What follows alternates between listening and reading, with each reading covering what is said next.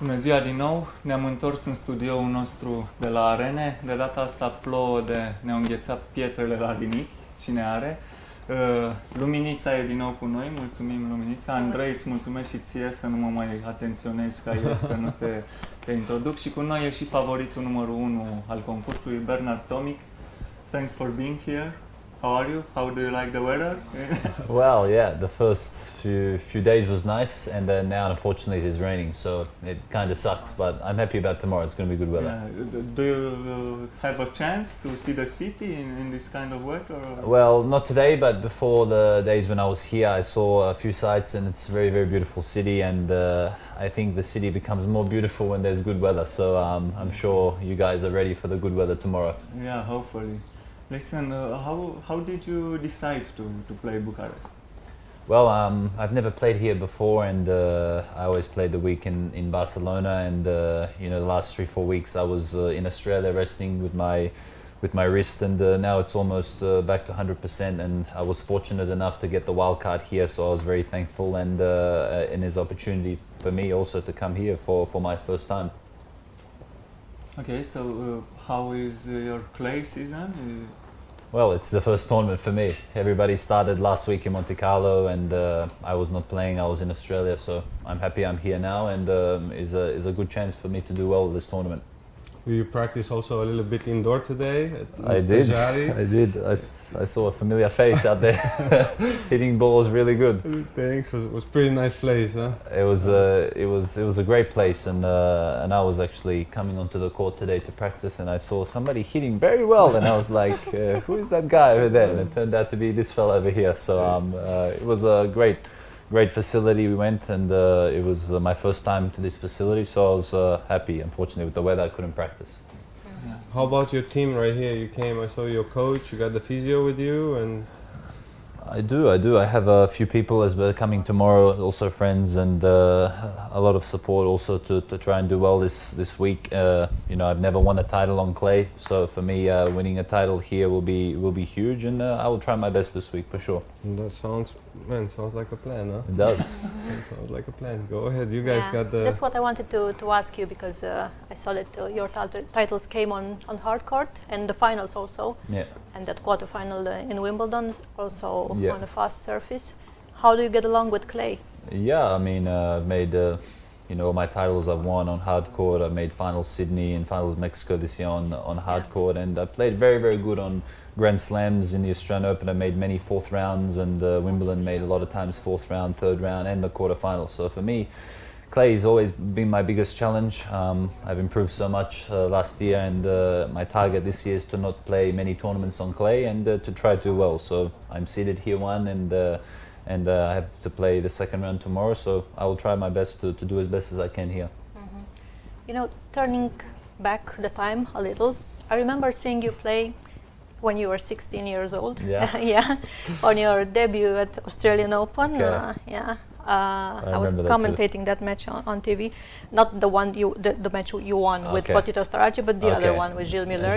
You won a set, yes. And I remember that you were already playing a different game for a 16-year-old. You were serving and volleying and doing a lot of slices. You have a kind of unique style of play. How did you get to construct this style of play? Well, yeah, it's always been something different for me, and I think it's very important to have something different. And a lot of the players now are, doing so well in the top 10. They're very strong, and they have their own game. And it's important to know what you have and to focus on that. And ever since I was young, I had my own game and my own style, and I tend to grow more on it, and it became my weapon. All the styles and shots I play. So. Now the biggest thing for me is to improve my fitness and my physique for sure. Mm-hmm. But do you want to add some other elements to your game? Absolutely, if I can. I need to come more to the net and be more aggressive, and it's really a huge thing to see, especially players now in the top 10. They're so good at their attacking game. They finish off balls very well, they serve well, and they're very, very strong physique-wise. So I need to build myself if I want to become a top 10 player this year. Mm-hmm. Okay. So listen, Bernard, you've already mentioned top 10 players. Which style suits you more? Matchups? Well, I think It's a tough question because you know, obviously everybody's different, and you know, some players I struggle against, other players in the top 10 I play easier against and have better records against. So I think the biggest key is to be very confident, consistent, and that's something I started last year. I was you know, 80 in the world and managed to finish the world at I think 19 in the world or 18. So I was very proud this year the way I started, and it was very consistent the first few months of this year. And the last 3-4 weeks I've been kind of having off because of my wrist, but now it's back to normal, and I can target to get better in the rankings. I have a question too. Tennis Australia, I mean, they do a good job right now, or it feels like a good job, and you guys got some young guns, especially you too. I mean, you're like the top there, and you got a lot of old players like Pat Rafter, and you know, Leighton was helping you. I don't know if he still helps you right now and all this.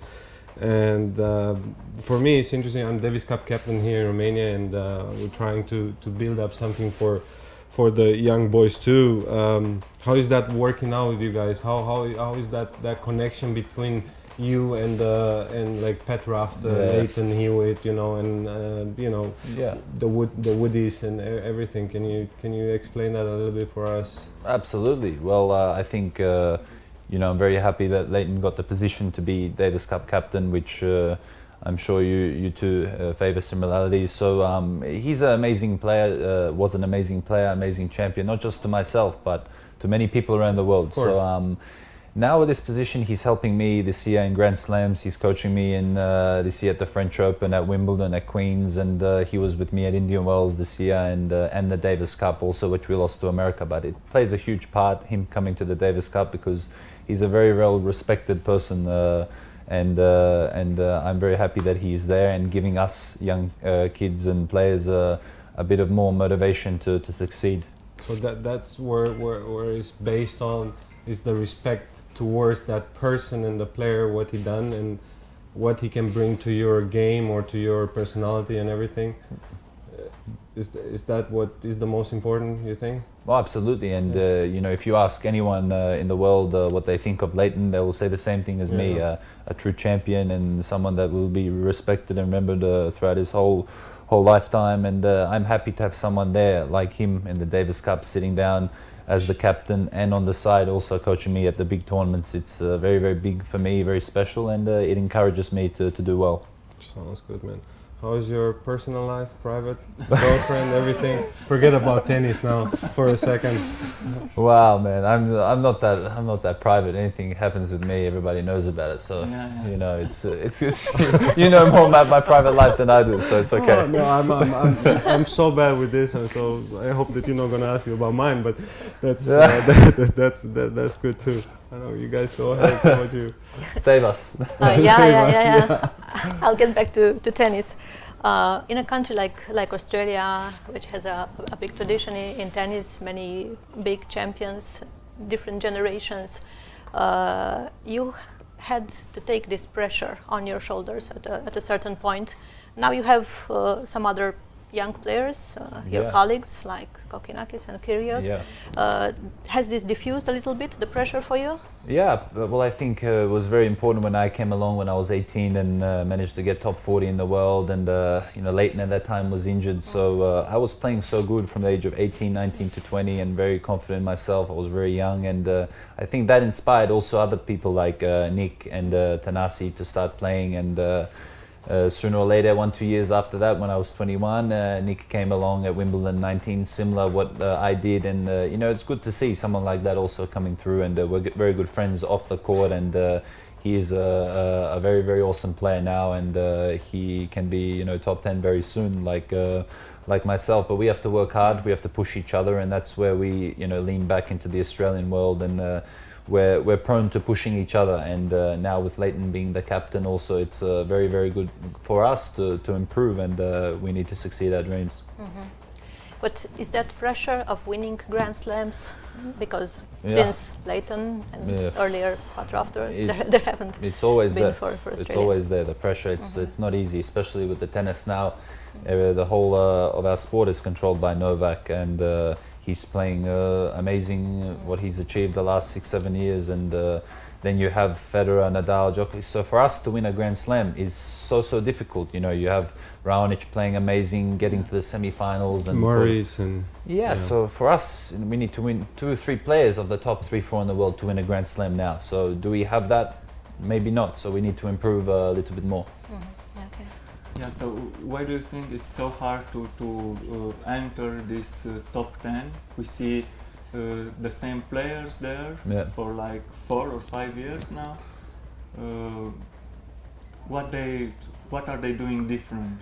Well, I think they're so consistent and so strong, and it comes with experience. I think looking at Stan Wawrinka, has played his best tennis the last 3 years. Before that, he was a top 30, 20 player in his career, and only the last 3 years he started playing amazing. So, you know, Ferrer also the last 4 or 5 years has come across from the age of 28. They're maturing differently, and we are young, and we've played so good at a young age, getting to top 30, 20, but to get into the top 10 is a little bit more difficult, a little bit more consistent, and you have to be consistent in every big tournament you play, and that's what you know, brought me from 80 in the world to 17 to the start of this year. So I have to keep pushing forward and hopefully stay healthy.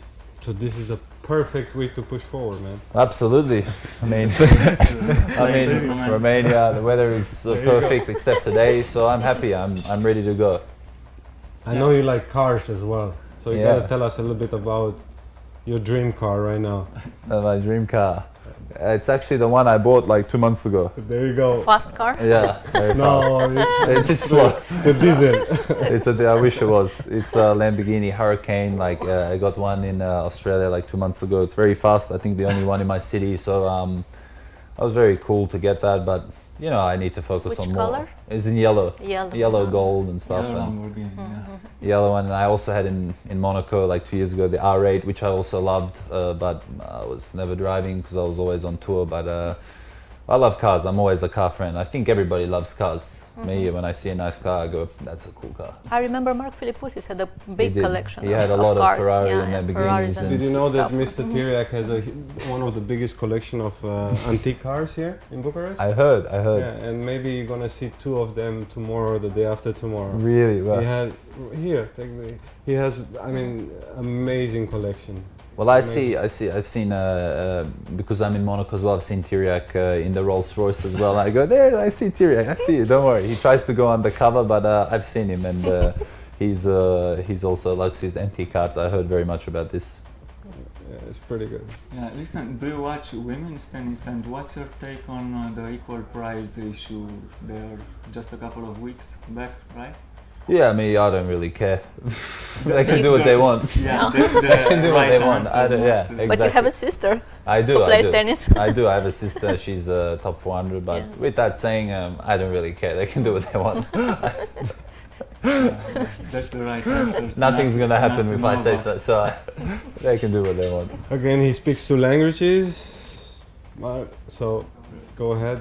You know the Serbian, Croatian, Serbian, Croatian, Bosnian, same thing. But yeah, because my parents were from Bosnia and Croatia, so I grew up learning that language as well. And I used to know a lot of German because I was born in Stuttgart in Germany, but then we moved back to Australia, so I lost everything. Oh, you forgot German. Exactly, I forgot everything. And he played Munich last year, so now he's not going to play anymore. But Andrei it was too cold. speaks German. It was too cold. Now it's really cold here. Romania is getting cold as well. So hopefully tomorrow is going to get better. Listen, Bernard, it was a pleasure. Hopefully you'll have a long tournament. Thank you. And your first win on clay. It will be here. Hopefully. See you soon.